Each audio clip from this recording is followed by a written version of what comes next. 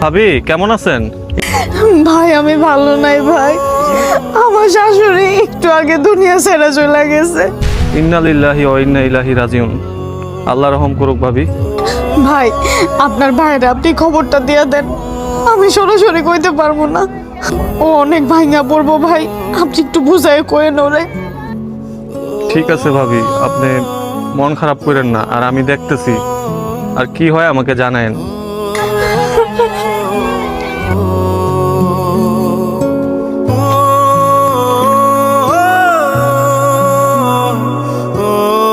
সোহাগ, হ্যাঁ বন্ধু কও।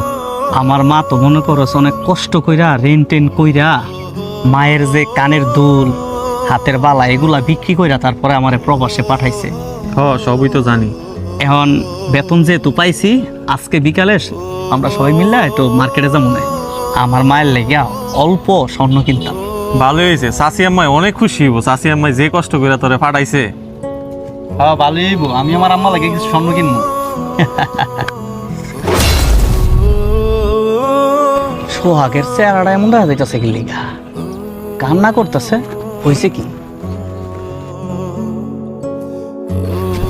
কি রে সোহাগ, কি হয়েছে তোর, কান্না করতেছ? বাড়িতে কিছু হয়েছে নাকি?